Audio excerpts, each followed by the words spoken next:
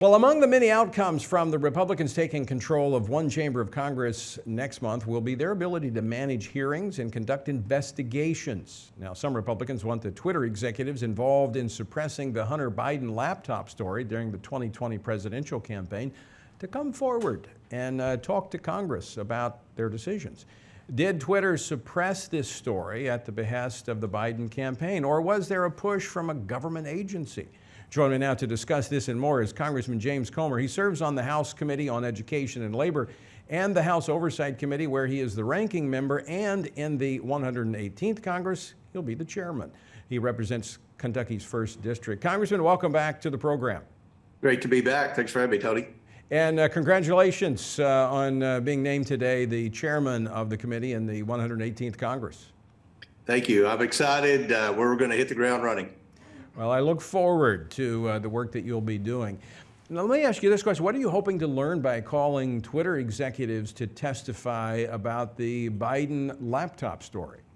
We want to know exactly who told them to suppress the story, who told them that this was Russian disinformation, because this should be concerning to every American. What we now know, what we've known for a long time, is the laptop story is legitimate. It is authentic. The laptop has never been compromised. We saw a few weeks ago, CBS did a forensic audit and proved what I've been saying all along, that this was a legitimate hard drive. It had not been tampered with. So my concern is that it was more than likely the FBI. I think in the next few days, we'll know that for sure, but I'm gonna go out on a limb and say it was the FBI, because we know the FBI was communicating with Twitter and Facebook long after the presidential election, before and after. But here's the concerning thing about the FBI. They had the laptop. They knew very well that the laptop was legitimate. They knew that it was not Russian disinformation.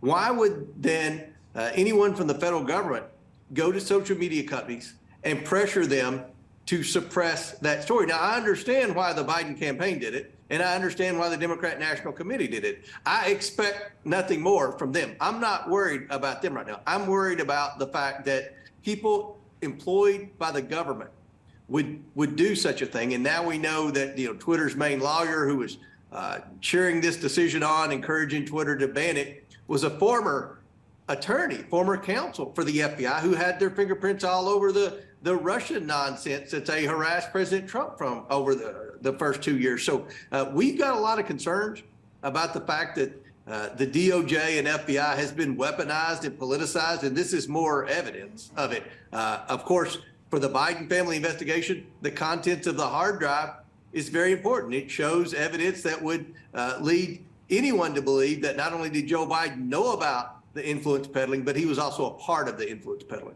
I mean, if this proves to be true, I mean, this is explosive. The fact that you would have your own government putting this, suppressing this information that would have potentially affected, we don't know, but certainly a reasonable person could assume that this would have affected the outcome of the election.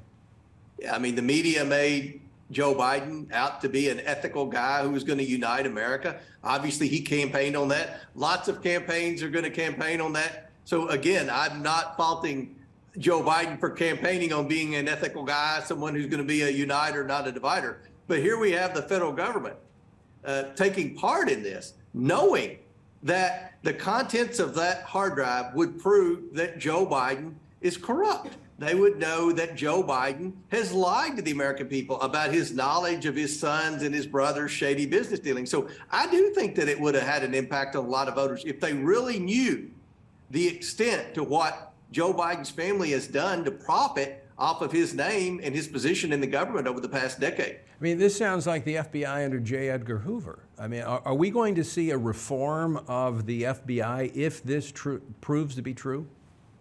There's no doubt. And Jim Jordan, who's also on the Oversight Committee, who works very closely with me, he's leading the investigation of the DOJ and FBI to determine whether, in fact, it has been politicized or weaponized. I think I know the answer to that, but he's obviously gathering information. This is more proof that we have an FBI and a DOJ that's out of control. They've been biased against conservatives. they've gotten involved in the last several elections. We used to never hear the FBI involved in the election. If they nailed a politician, it was because they deserved to be nailed.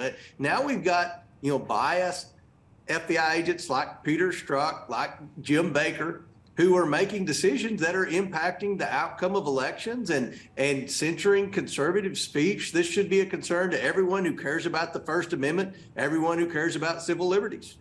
Congressman Comer, up against a break, but very quickly, since the Twitter files reveal this, do we think this was happening with other social media platforms in the tech world? Absolutely. Zuckerberg's already alluded to the fact that the FBI approached him in what appears to be the same manner that they've approached Twitter with respect to warning them about a potential bombshell story about a president's relative that sure sounds a lot like Russian disinformation. That's what those 51 former intelligence officials signed in a letter. They said, this Hunter Biden laptop story sure sounds a lot like Russian disinformation. They were carefully choosing their words, but no one can argue that they stepped in and tried to do everything in their ability to suppress a story that we now know is 100% true. Well, Mr. Chairman, we're going to be watching this very, very closely. Thanks so much for joining us today, and Merry Christmas. Merry Christmas to you all.